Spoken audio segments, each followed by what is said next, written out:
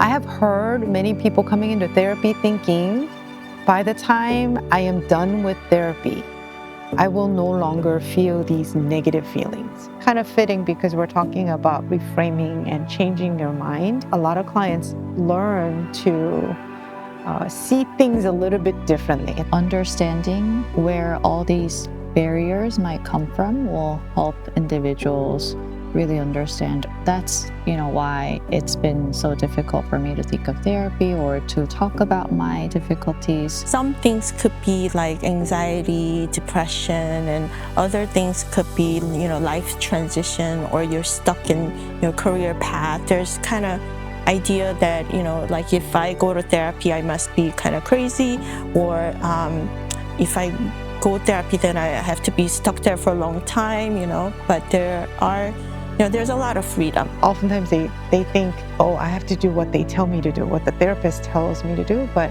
I think that's also...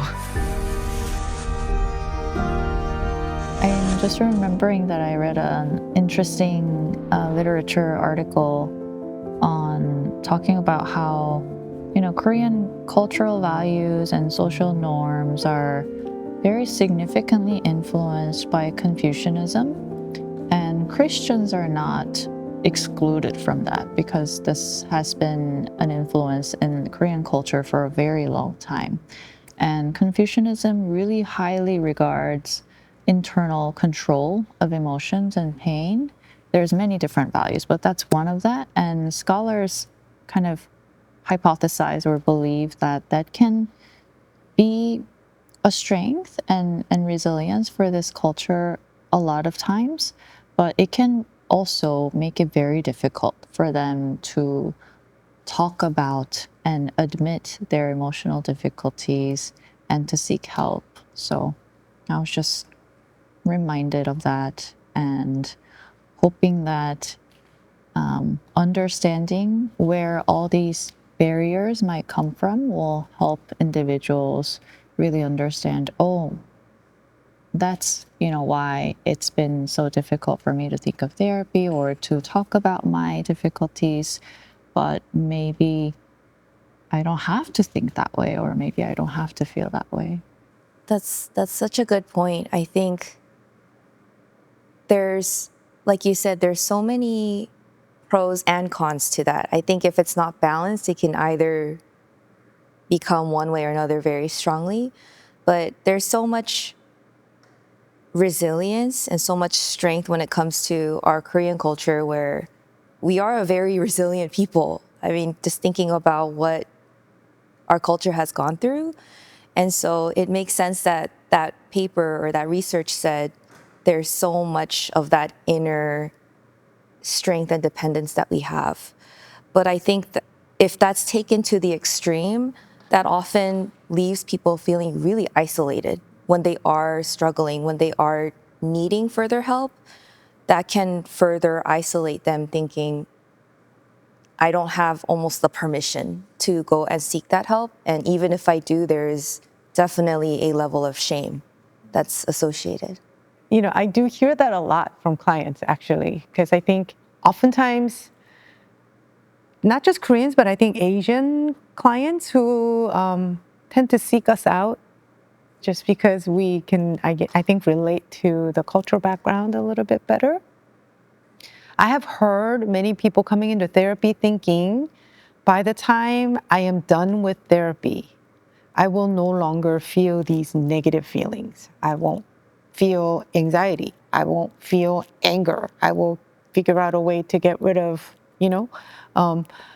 but that's really not the goal. I think we're kind of like talking about, our culture and feeling like you have the permission to hold all these feelings. It's okay, right? Sometimes they feel like not fully under control, but I think it's the idea of, how do I give myself permission to feel all of it and live life, and not be so threatened that these feelings are going to somehow, just run all over me and I will be completely out of control, and you just kind of learn to create room for, there's purpose for anxiety, there's purpose for anger.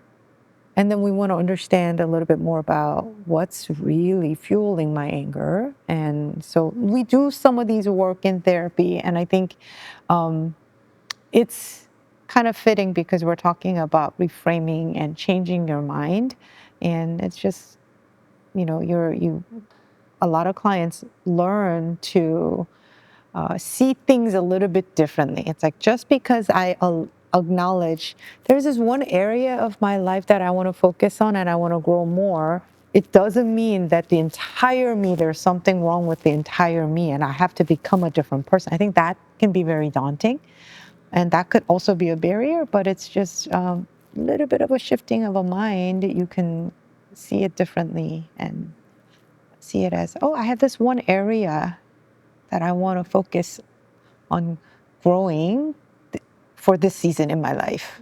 Yeah. Yeah. So yeah, like similarly, I think like a lot of people in different walks of their life come to therapy, and some things could be like anxiety, depression, and other things could be, life transition, or you're stuck in your career path, because there's a lot of underlining, emotional struggle that happens when you're making certain decisions and whatnot, like perfectionism or whatever. We've seen like many different kinds of people come to therapy, and then it's not long. You're not like, you sign up for therapy, it's not that you have to be there 10, 20 years. It could be for short-term duration, some phase of your life. It could be something a little bit longer. But many people come because of many different reasons. So I think like there's kind of idea that like if I go to therapy I must be kind of crazy, or if I go therapy, then I have to be stuck there for a long time, but there are, there's a lot of freedom. Yeah. And clients play a huge part in determining that. Yeah. And I think oftentimes they think, oh, I have to do what they tell me to do, what the therapist tells me to do. But I think that's also not true, because I think in the therapy process, as we all know, we work with the client and what they see it as fitting for their personal goals, and we work with them. To those of you who are watching, maybe you've been thinking about therapy for a while, maybe for months or even years. We want you to know that you're not alone. Your feelings are valid, and it's really okay to seek help. It's a wonderful thing. It's a blessing to seek help. Therapy isn't about you being weak or something wrong with you or fixing you. It's really about allowing yourself to be human, to learn, to heal, to grow. We've included a list of mental health resources in the description below, so hopefully you can check them out. We also included our website, Defining Moments Counseling and Assessment Center. That's where all of us currently work together to provide services. If you've been carrying something heavy, maybe now is the time to take that first step. We see you, we support you, and we hope that this conversation is a small step toward healing for you, for your family, and for our community.